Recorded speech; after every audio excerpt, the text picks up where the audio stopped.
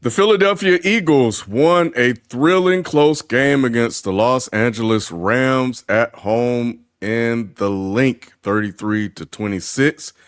Did this incredible comeback leave it in doubt that the Eagles are primed for back-to-back Super Bowl runs?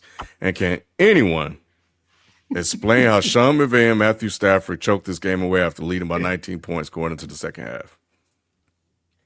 I think, look, before the two Eagle fanatics go, I think this. I'm a believer in play style. I'm a believer in philosophy, and I think the Eagles have that.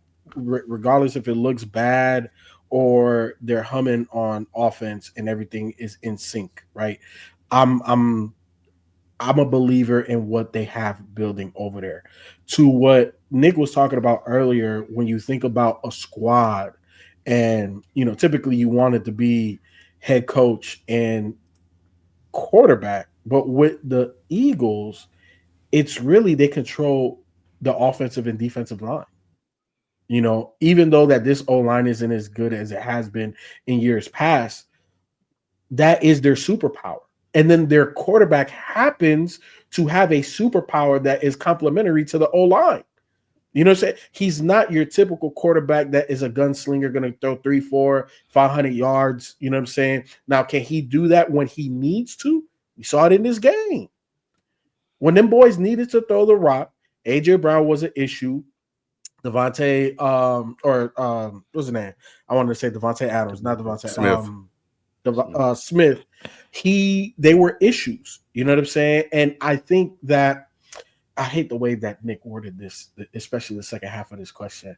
It had nothing to do with Matt Stafford losing this lead. Matt Stafford's side of the ball, they did what they were supposed to do. When you score almost 30 points, you did your job. Now, whether you win or lose the game, that's context. And for me, when you watch the Rams down the stretch, especially when the Eagles started throwing the rock, they have the front seven locked down. They don't have corners, bro. And to me, that was the glaring weakness that got exposed, right? And we're talking high level coaching here. We're talking high level rosters here. It comes down to the minutia of things, and the Rams still have holes. That's the reason why years ago when they made the Super Bowl run, they traded for Jalen Ramsey. They don't have a guy like that right now. And AJ Brown, he was in my top 5 wide receivers. He's one of those guys. He's one of those dudes. You know what I'm saying? When you throw the rock his way, and he definitely got a little baby boy outside of, you know what I'm saying, like a cornerback out there, he gonna do it, man, just like he did this game. And to me, has nothing to do. There's nothing else Sean McVay could have done. Nothing else that defense could have done. That's their limitation. But again, like I was talking about the Eagles' superpower, the D line won that. They blocked the field goal and ran that joint back to seal it. Like, so for me, I'm not worried about either one of these teams. It just happens to be that the Eagles have the Rams number. I wouldn't say they have the Rams number. What I would say is the Eagles have the best roster in football. When was the last time the Rams beat them? When was the last time the Rams beat them? Thank you, Lou. I'll let you get your point off. Let me. I feel you. They're like 0-6. All I'm saying. That's all I'm saying. You got it. Floor is yours. All I'm saying is, when it comes to games like this, and you have a quarterback that's not a top tier quarterback, when you have cornerbacks who aren't the best at covering, you do have a team from top to bottom, as FIFO did state, on the offensive line, the defensive line, at the linebacking core. Like, Howie Roseman has built one of the best football teams that you've ever seen throughout generations. So when it comes down to close games and we got to fight our way back, and we got a quarterback like Jalen Hurts who's not going to make mistakes, we have someone like Nick Sirianni who we've totally neutered him from last season and told him to shut up and stand around and let us do what we need to do on the offensive and defensive coordinator sides. They win these football games. The Eagles are a very well put together football team. And what happens is when you get teams like the Rams who have holes in their system, like people were saying, yeah, they may have great receivers. They may have a great quarterback. They may have a great position player at pass rusher or whatever it may be, but they don't have the roster that the Eagles have, and that's what the Eagles are going to be able to lean on throughout this season. We ain't gotta be as good as you from a schematic standpoint, but what we do have is a better roster than you, and so we can do the tush push on 3rd and 4th down. We can do all of these things because our guys are just better than yours, and that goes to our GM being just better than your GM, and that's what the Eagles are leaning on, and that's how they're winning these games. I'm not taking anything away from them as a Cowboys fan. Not trying to sound like a hater, but that's what's happening here. Lou, can I ask you a question, and then the rest of you guys can go? You say the Eagles have the best roster in football, Easily, and the Rams do not, right? What did the Rams have in that game? A 19-point lead. They did, and they blew it. That was from great coaching, and that was from good quarterback play and having a decent roster. But what the Eagles have is decent coaching, decent quarterback play, and the best roster. Can't lose that. In football. I understand all of that, Spike. You can't lose that game, bro. But the Eagles lean into. Go ahead. You want to go, Nick? Or you want? No, y'all, the Eagles. Y'all go ahead. I only got a few things to say. Nick, you called it though. Nick, you said it. You said it's time for Jalen to show something. And when you said it, it was 26-7 at that point. And I'm thinking, most people had mailed it in at that point, but you were right. And that's the drive when they took the training wheels off and they decided to move the ball. I think that a lot of the philosophy early on has been, don't make the mistakes. The team that makes the least mistakes win games when the Eagles are involved. If they win the turnover battle, they automatically win the game. Just don't turn the ball over. We can control this game. Just don't mess it up. Well, teams have figured it out, and they kind of, they kind of keying in on Saquon. They're not letting Saquon get off. In this game, they got behind. The biggest problem that the Rams had was in times when they would get down close, they were putting up 3s instead of 6s. You had chances to score touchdowns, and you left points on the board. And with a team like the Eagles, with an explosive team that can come out of nowhere, and a team that won't quit, a team that'll battle, and who got the skills to do it, you got to put them. You got to drive the stake through their heart, and they did not do that. So therefore, it was always a shot. You up 26-7. That's not insurmountable with a whole half of football left to play. We've seen the Eagles do it. We've seen the Eagles defense make plays all over the field. You've seen Zach Bond. Zach Bond to me is the best linebacker in football. I'm just being honest. All right, man. Let's stop. I'm just being honest. No question. I'm just being Lou. This Lou. Eagles propaganda that y'all. I'm repeating your words. The problem that the Eagles had early and quick was that Lane Johnson, who is the best player on that team, I put that on. Lane Johnson, the best player on the team. He went down, and that kind of changed the philosophy because they tore Pryor up. They was tearing. That's when Jalen got hit those 2 times and fumbled that ball, and they made a switch to Fred Johnson. I was begging for Fred Johnson, and Fred Johnson went out there. I didn't realize he hadn't played that position at all, but he went. We don't care, man. I'm gonna get to it, Lou. Lou, I'm gonna get to it. Man, I'm sorry. I'm gonna get to it, Lou. But the bottom line is this, and I'm gonna just say a couple of numbers for you, Lou, and I'm gonna be done. 17 for 94. That last drive was a 17-play, 94-yard drive. So many 3rd down and 4th down clutch plays on that drive were made by the quarterback to his receivers and to those players. And I don't know, Q gonna have to speak on it. I don't know if they overthrew the offensive coordinator or what, but that looked totally different down the stretch than what happened before.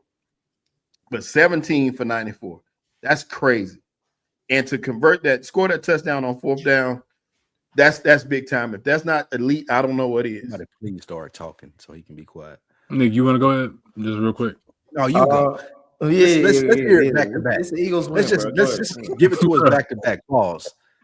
All right. I mean, number one, I told y'all we ain't worried about that Ram shit. Like I already told y'all, ain't nobody buying that LA shit. Y'all won off a block field goal. Keep in mind, we won the fucking game. That's what the fuck Jalen said, right? Against Chiefs, all that shit, right? Keep in mind, and don't let me start talking about Chicago in this motherfucker. But anyway, the issue is that Number one, we're not worried about the Rams. Never worry about the Rams. Them niggas, they drink green smoothies and shit. Go to the beach after practice. We in cold ass Philadelphia. We going to motherfucking Pudge's Steaks, and we going to, you know what I'm saying, Center City, you know, TGI Fridays after the game. We ain't worried about none of that little pretty boy LA shit. That shit over with. 4-0 the last times we've been playing them boys. Spanked them boys 3 straight times. So I told y'all at the beginning when we was talking about, oh, can the Rams make a run? They might be able to make a run and, you know, their little division, but when you come over to the East Coast, it's different, bro. You know what I'm saying? It's Death Row East over here. We ain't worry about that shit. Second, what we talking about with the Eagles is very much so perseverance. There's a lot of issues to fix with the team in terms of the offense, and there's some things on defense with the departure of people like CJ Gardner-Johnson and different backup corners that I'm seeing glaring holes on the defense. The running game, we have to get so much better, but I'm encouraged just by the fact that you're able to fight different styles. I think that that's always a good sign, is you're able to fight in different styles. Of if you want to go, you know what I'm saying, a slugfest on defense where both quarterbacks are not really doing what they need to do, like when in the Chiefs game, cool. You know, the whole first game against the Cowboys where we get rained out for a whole hour, the fact that we were able to pitch a shutout in the second half of that game, I like that. And then you have this game where it was really ugly. It was really bad. I stopped watching for like 10 minutes. I'm like, man, I'm about to just go ahead and do something else because this shit over with. But turned the TV back on and started seeing some motion happening, started going over the middle more. The play started to look a little bit different. Jalen looked like and started to prove that top 4 selection that I gave him in top 5 QBs. And I just feel like everything started to click. I'm still not, quote unquote, like in love with some things I'm seeing on offense because a lot of 4th downs that needed to happen. I feel like we should have the offense that doesn't require a 4th down play to win the game or a 4th down to get a 1st down. I think we should be way more efficient than we are.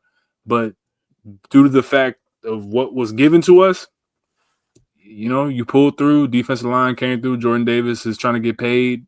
And that big boy ran 18 miles per hour, and hopefully he's going to run his way this season into getting a payday because we actually pay our players spike. But at the end of the day, really good win, and looking forward to fixing these issues because I think that we can take this up 3-4 more levels, and A.J. Brown is 100% right. You got to let your killers kill. So let's keep killing, and next week we got Tampa, so that's going to be the real test for me. Oh my gosh, boy! What's up, boy? I feel like that was a very measured take. I didn't feel like I was glazing too much. Now you was a little froggy, Q. Yeah, that was a lot, wasn't it, Nick? They talked about everything except what. I thought we was. What's the local Philly radio station? I was like, Jesus Christ! I thought I tuned into the wrong show. But nah, for me, it's interesting to hear Philly fans talk because at least Q was honest as far as like a majority of that game. It looked bad. It looked kid. I thought I was gonna make the joke if the Rams won that the only thing that helped Philly out in that playoff game was the snow because it looked bad at first. But I mean, as I was telling Sheldon and everybody in the chat, everybody keeps having this conversation about Jalen Hurts being underrated. I was like, that's the game where he had to prove to see if that's true or not. And he came out with the dub. He did what he had to do. I was just more shocked at Sean McVay because I said it in the chat too. I was like, you can't go up 19 and lose that game, especially since how y'all lost closely from making it to the NFC Championship game. You know what I'm saying? Like you're counting this team as this is the only thing that's going to stop us from getting where we want to get to. And you have a lead and you playing like Stafford was in rhythm. The defense was lighting everybody up like that. Again, I think FIFA, you talked about that offensive line does not look the same. And I think Q also mentioned like this team is different. It's not as strong as it used to be. However, they're just more, I don't know if you've been experienced, but I think this is more of a choke on the Rams than a win for the Eagles. Because to me, the Rams just have to score one more touchdown. I think you said that, Sheldon. They settle for field goals. They score one more touchdown. This game is over. I don't give a fuck with the block field goal and all that shit because at worst case scenario, they tie. Or, go into OT, but the Rams just needed they kept driving the ball down the field. They just couldn't punch it in. So I mean, again, that's football. But to me, it's just like this game wasn't as gung ho. Like Eagles win and we can move on forward. It's just kind of like you mentioned, Q. Tampa Bay is going to be a big one. What was you about to say, Luke? Did Jalen Hurts prove what he needed to prove to you? He proved to me so far that the people that's hating on him don't really have much. Like you're losing steam because it's like, bro, how many times does he have to go to the Super Bowl? How many Super Bowl rings does he have to get? How many playoff wins does he have to have before? So he looked like an elite quarterback in that game. I didn't say all that. I'm just saying you can't really talk shit. I'm not saying you have to. That second half is elite. I'm not saying you have to gloat about the dude and say he's top 5, but I'm just saying you can't shit on him because it's like in comparison to other QBs, what are they doing? Right. You know what I'm saying? Like it's getting to that point where like the resume is starting to stack up. How many other QBs have the team that he has around them, though? Bro, you can say that about all the QB. You can say that about a lot of. You can say that about Jalen Hurts. That's it. You can't say it about Lamar Jackson. No, not looking. His team let him down 3 weeks in a row. He had more Pro Bowlers than Jalen Hurts had. Yeah, but you see his team. That's the fallacy right there. So you go to that and you see his team, the people that are key players in the playoffs last year, drop a pass. In this year's games, fumble footballs. Like you've seen them let him down. It ain't been Lamar Jackson's fault. You ain't seen that with the Eagles. You seen them carrying Jalen Hurts. That's what happened. I don't know if that's true. Not in this game. Not in this game, but you can't say that about this Super Bowl. But I think overall though, not just this game. When you're looking at it overall, right? Like Lamar Jackson, they win because of at times the Eagles win in spite of Jalen Hurts, right? Like again, they beat the Chiefs. Hold on now. To a degree, Spike. Like here's the thing, right? Like I understand your fandom for the Cowboys allows your hate for the Eagles to be enormous, like just to the point where it cannot be contained. It's not logical to a degree, right? And then the other guys, the two Eagles fans we have, they're rallying behind their guy. Exactly. So realistically, look, let's be honest. Lamar Jackson is arguably one of the most gifted quarterbacks we've ever seen in the history of the NFL, right? Absolutely. Being able to throw and run at the rate that he does. People deemed him a throwing quarterback, but let's be honest, yeah, he has the rush yards to back that up, but he's really a pocket passer. Even when he runs, he's looking to throw. He's just that great that when he does break, he could spin off of a DB and outrun the other DB. Not many people can do that, right? With Jalen Hurts, he does have limitations, but he's a winner, and he's proven that. So that's why I agree with Nick. Like, you can't talk the shit. But at the end of the day, when you throw for like 103 yards, yeah, you won the game. Yeah, you can scratch your head, but they won the game. And that's what I'm trying to say with the Eagles is that that's just part of their identity, Spike. They are a tough team that can win a multitude of ways because at the end of the day, you take the stats and how the eye test and all of that away. Can you win the games you need to win? And Jalen Hurts has proven that. Regardless if he throws for 300 or he runs for 200 and threw for 100, he does what the team asks him. So my question to you, Spike, is this. If you're so big on Bo Nix and the limitations that they ask him to do, can you not apply that same logic to what they're asking Jalen Hurts to do? At times, do you need to be Superman? If you're going to win a Super Bowl, you gotta put on the cake sometimes. And he does it when they need him to. So to Nick's point, you can't talk the shit about Jalen Hurts, bro. I would say this in response to that, and then I'll let you move on, Ken. If you put Jalen Hurts on any other team, there we go. There's the if. Then Spike, that's invalidated because he's on the Eagles. Ask me the question, right? You asked me the question.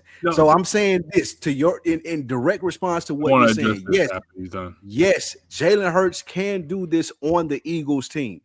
If you ask him to go do this anywhere else, it's not going to happen. Didn't he make the playoffs with Jalen Reagor? Him get benched in Alabama and shipped to another school because they thought they had a better quarterback behind him. No, they thought. He's talking about that. We're talking about the Philadelphia Eagles. I don't give a damn about no Alabama Crimson Tide. I don't. Wait, hold on, Shelton. I'm on your side. I'm on your side, Shelton. I got you. I got you. Spike.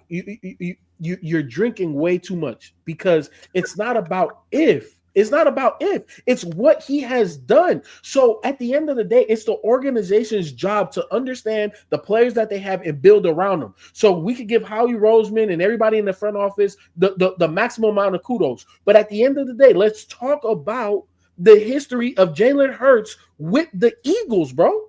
How can you be pro Bo Nix but not pro Jalen Hurts? It makes no sense. My thing is this, FIFO, is that like my thing is this, FIFO. Here's the problem. Jalen Hurts if he played for the Eagles. Here's the problem with the whole talent fallacy is that why ain't Justin Herbert doing this then? For his whole career, if he's so much better as a quarterback, right? He has had comparative talent. Why isn't he lifting his team to Super Bowls? Why can't he beat Patty? Why can't they go, 14-game win seasons and go crazy in the playoffs if he's so much better? The fallacy is the same on the other side for people like a Lamar Jackson. If Lamar Jackson is such a better quarterback than him, why? And then your response, Spike, is going to be, and I agree, but the response and the conclusion that I have is different when you respond. But I know your response is going to be Lamar doesn't have enough talent on his team to compete. Well, guess what, nigga? Every fucking quarterback in the goddamn NFL needs talent to fucking compete now. No one can just be a team of ass niggas on your skill positions besides Patrick Mahomes and get you to a Super Bowl. That's why y'all calling him the new GOAT. So what I'm saying is don't put Jalen Hurts on a different pedestal of, well, he got talent around him, so that's the only reason why he's winning, when every motherfucking quarterback besides Patrick Mahomes needs talent to fucking win.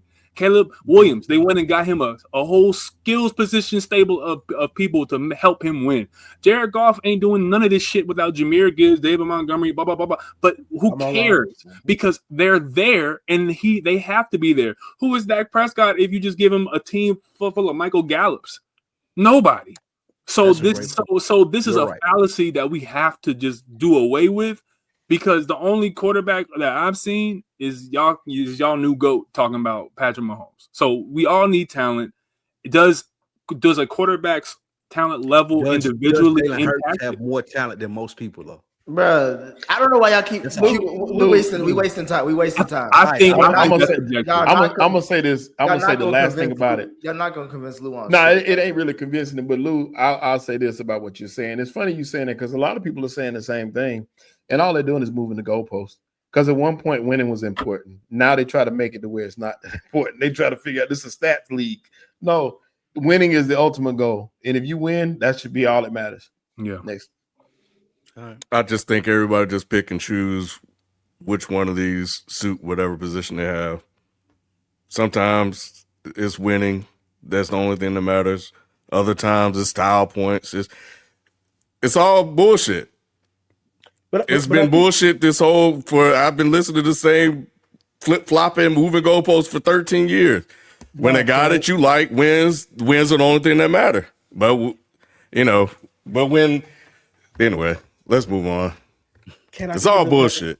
Hold on, we can move on. But I think it just depends on the conversation that we're having.